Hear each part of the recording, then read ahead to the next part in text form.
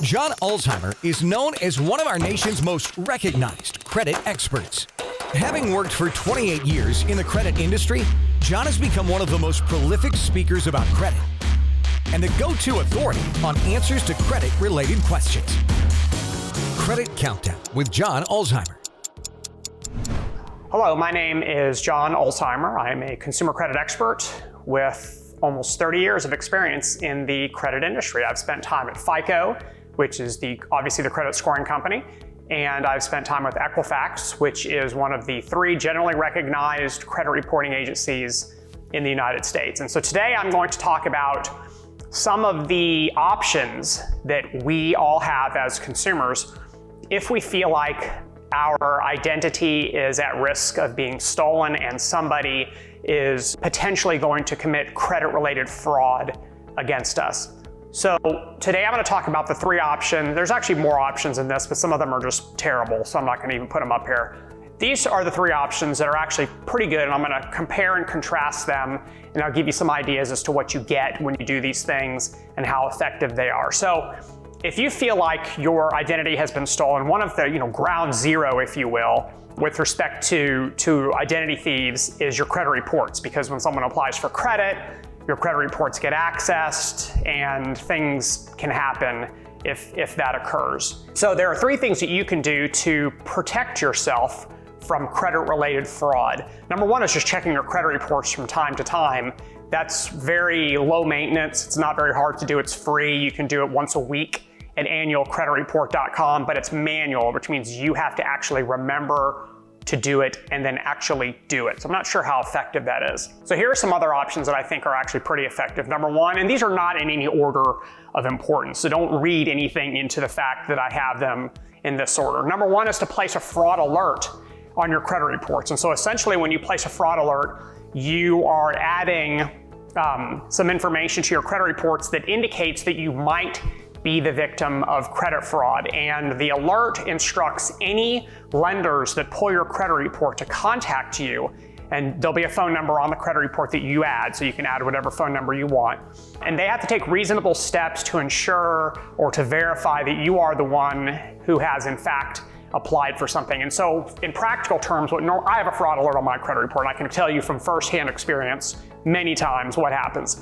Your credit reports are accessed, and then your phone rings a few minutes later, and it's the lender essentially verifying, hey, Mr. Ulzheimer, are you applying for a loan with so-and-so? Or are you applying for a credit card with this bank? And then you verbally give them a yes or a no. And then obviously if you say yes, then they will continue with the process. And so this basically puts a delay in the underwriting process until you've been contacted and have verified that you are the one who is in fact applying. To place a fraud alert is free. You don't have to pay anybody to place a fraud alert on your credit report. You don't have to pay a credit bureau to do it. You don't have to pay a third party to do it for you. You can do it for yourself at no cost. And the good news about this is what I call one-stop shopping. So you can contact Equifax, for example, place a fraud alert on your Equifax report, and then Equifax will contact TransUnion and Experian and share the fraud alert with them. And so even by contacting just one of the credit bureaus, you've essentially put fraud alerts on all 3 of your credit reports. Credit monitoring. Credit monitoring is essentially passive tracking of your credit reports. And so if anything changes on your credit reports that is indicative of fraud, a new address, a new inquiry, things like that, then you will get some sort of an alert. Either you're going to get an email or some credit monitoring services will even call you. One way or the other, you're going to be notified if something has changed on your credit report that could be the cause of fraud. Now, with credit monitoring, you have to be ready for a whole lot of false positives, meaning that if you actually go out and apply for credit and it's valid because you're the one who's done it, you're going to get a fraud alert. You're going to get a monitoring alert from your monitoring service. And so you're going to have to kind of ignore some of the false positives. But you know what? That's fine, because what does it do? It proves that the service is working, okay?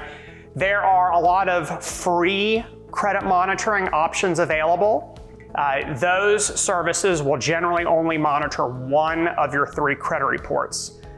It's not as effective, of course, as monitoring all 3 of your credit reports. However, what's called tri-bureau,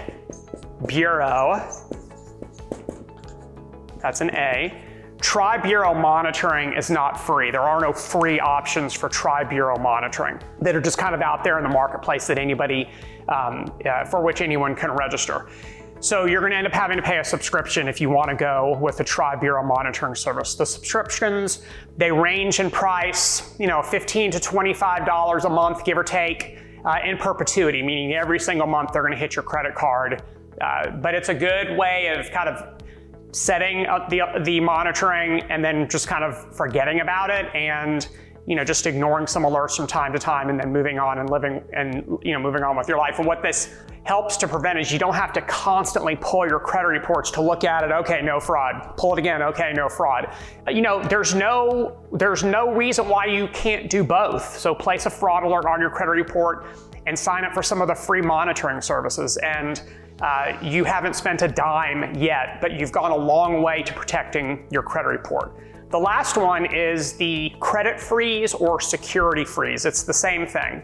So don't get confused with the nomenclature that's being used to describe these. A credit freeze, I've often described as the Fort Knox of credit report protection. The credit freeze will essentially take your credit report out of circulation, which means it prevents any lenders with whom you do not have a relationship from even accessing it. So if I apply, let's say hypothetically that my credit report is frozen and some fraudster applies for credit with Wells Fargo under my name, they're not even going to get a credit report. So Wells Fargo is going to get some sort of a notice when they try to pull my credit report indicating, hey, Ulzheimer's credit report is frozen, you can't get it. So that's going to stop the process in its tracks right there. It doesn't even allow the credit report to be accessed, and so there's no fraudulent-based inquiry that ends up on your credit report.